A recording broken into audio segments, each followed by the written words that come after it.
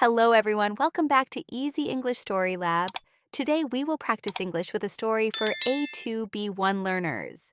Listen carefully, pause the video, repeat after me, copy the pronunciation, rhythm, and emotion. This is the shadowing technique. Now, let's begin. My name is Sara. I am 20 years old and I live in a small town near the sea. My town is quiet, and most days are simple. I go to college during the week, help my mother at home, and talk with my friends online in the evening. My life is normal, but sometimes I feel bored staying in the same place every day. I like my town, but I also like days when something different happens. Last Sunday was one of those days. I woke up early because the sun was shining through my window. The light made my room warm and bright. I stretched in bed and looked at the ceiling for a moment. Outside, I could hear birds singing and a car passing slowly on the street. It felt peaceful. Then my phone rang. It was my best friend Emma. "Good morning," she said happily. "Do you want to go to the beach today?" I smiled immediately. I had not been to the beach for a long time, and I suddenly felt excited. "Yes," I said. "That sounds perfect. I really need some fresh air." We decided to meet at the bus stop at 10 a.m. I got out of bed quickly and started getting ready. I chose a light blue dress because it felt fresh and comfortable. I wore sandals and a wide hat to protect my face from the sun. While packing my bag, I tried to think of everything we might need. I put sunscreen, sunglasses, a bottle of water, and some sandwiches inside. I also packed some fruit and 2 chocolate bars to share with Emma. I took my favorite book too, even though I knew I might just look at the sea instead of reading. Before leaving, my mother said, "Don't forget sunscreen." "I won't," I laughed. "We'll be careful." The air outside was warm but not too hot.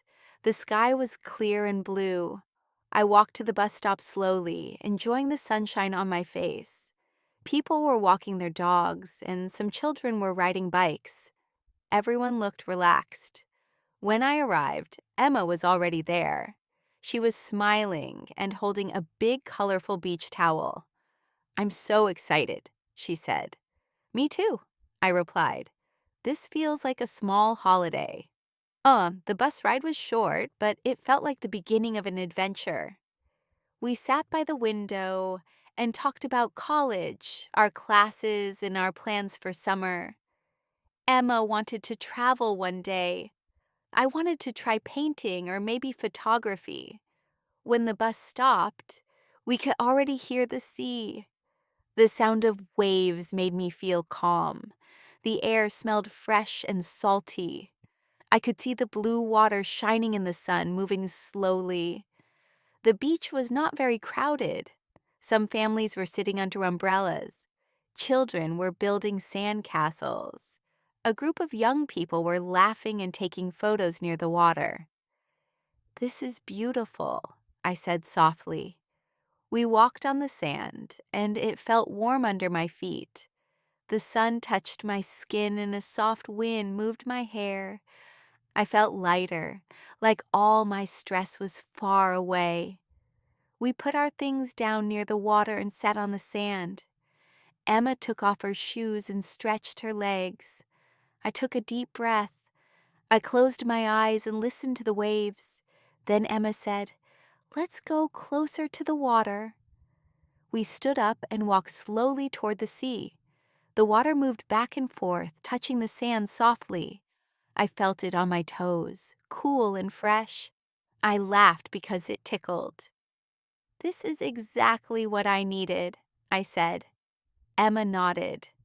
"Me too. We should do this more often." I looked at the sea again, bright and endless, and felt very happy. It truly felt like the start of a perfect day. We stood in the shallow water for a while, laughing as small waves touched our feet. The water was cool, but the sun was warm on my skin, so the feeling was perfect. Emma splashed a little water at me. Hey, I said, laughing and trying to splash her back. She smiled widely. You look happier already. I am, I said. I didn't know I needed this so much. The sound of the sea was calm but strong at the same time.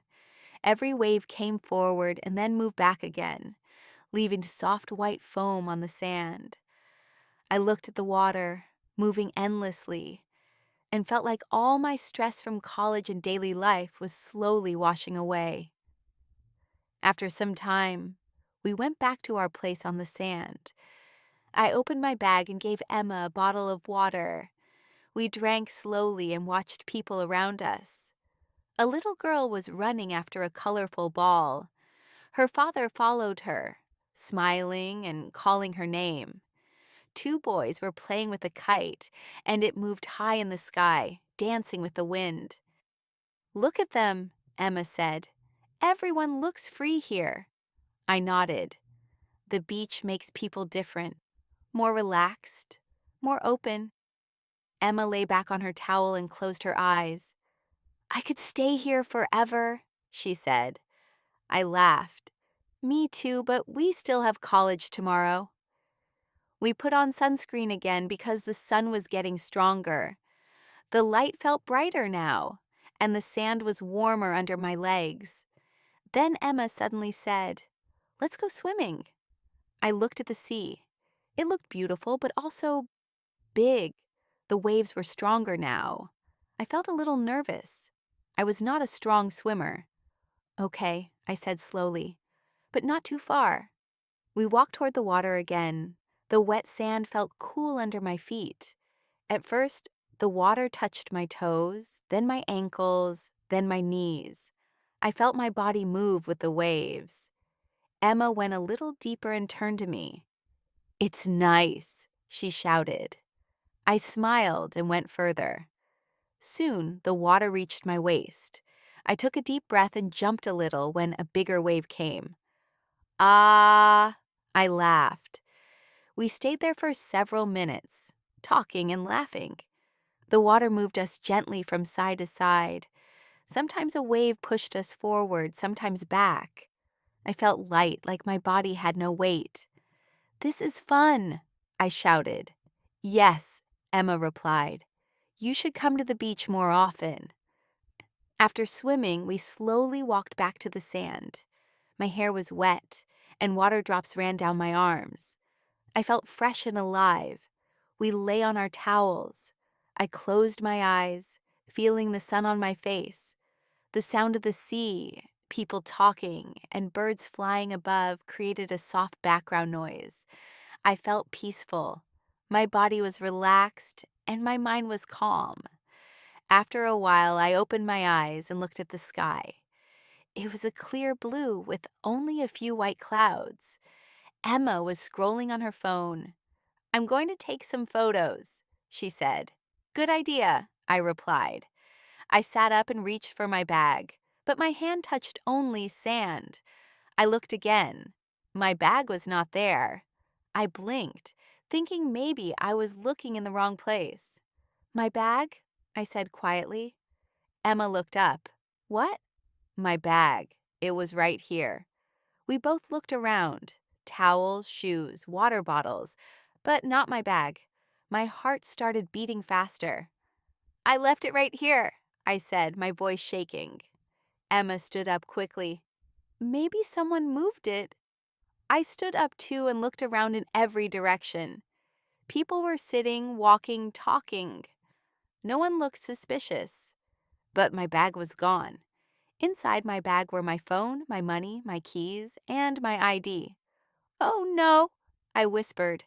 I felt my stomach drop. Stay calm, Emma said. Maybe someone thought it was lost and took it to the lifeguard station. Yes, maybe, I said, trying to breathe slowly.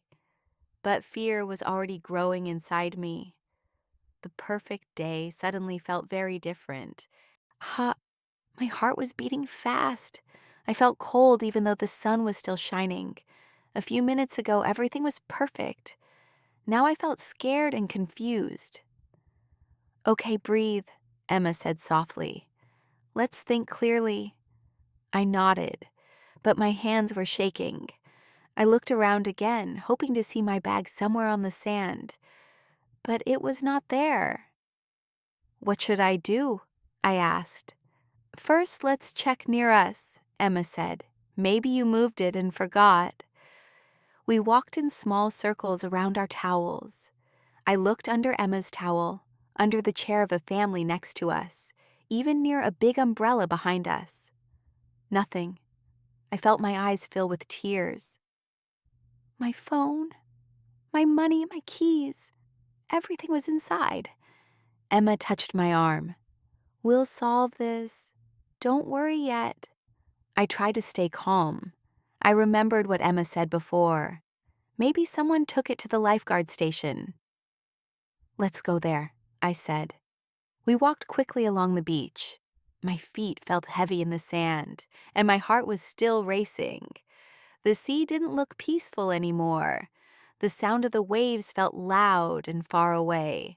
Finally, we saw the small lifeguard station. A young man in a red shirt was sitting there, watching the sea. Emma spoke first. Excuse me, did someone bring a bag here? A small blue bag? He looked at us and shook his head. No, sorry, but you can check with security near the entrance. I felt worse. We walked toward the beach entrance. My mind was full of worries. How will I go home without my keys? How will I call my mom? What if someone uses my money? I felt angry at myself. Why didn't I stay near my bag? I thought. At the security desk, an older woman was sitting with a radio in her hand. Hello, Emma said. My friend lost her bag. The woman asked, When did you lose it? About 10 minutes ago, I answered. What color? Blue, with small white flowers. She spoke into her radio and described the bag. We waited in silence. Every second felt long. Then the radio made a sound. The woman listened and smiled a little. Someone found a bag near the water, she said. It matches your description. My heart jumped. Really? I asked. Yes, it's here. She gave me the bag. I looked inside quickly. My phone, my wallet, my keys. Everything was there. Tears came to my eyes, but this time from relief. Thank you so much, I said. Emma hugged me. See, it's okay. I took a deep breath. My body slowly relaxed. Who found it? I asked. A woman walking by, the guard said. She gave it to us. I felt grateful. We walked back to our place on the beach slowly. I held my bag tightly now. I learned something today, I said. Emma smiled. What? That a perfect day can change in a second, but also that good people exist. Emma nodded. And maybe we should watch our bags better. We both laughed. The sun was lower now, and the sky was turning orange. The sea looked golden, like it is made of light. We sat quietly for a while, just watching the sunset. The colors in the sky changed slowly from orange to pink, then purple. The air became cooler, and the beach grew quieter as people started going home. I felt calm again, but also different. Before today, I thought a good day meant everything going perfectly. No problems, no stress. But now I understood something new. A good day can also have problems. It can have fear and worry. But if it ends with relief, gratitude, and a lesson, it becomes special. I'm glad we came, Emma said softly. Me too, I replied. I looked at the sea one more time, then at my bag in my hands. Today I almost lost something important, but I also found something more important. I learned to be careful. I learned to stay calm. And I learned that kind people are everywhere. It was not just a beach day. It was a day I would always remember. Now it's your turn to practice. Go back to the beginning of this video. Listen again. Pause after each sentence and repeat out loud.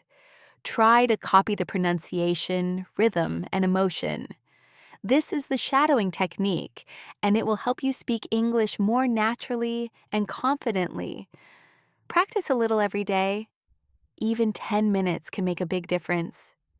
If you enjoyed the story, please like the video, subscribe to Easy English Story Lab, and write a comment about what you learned today. Thank you for learning with us.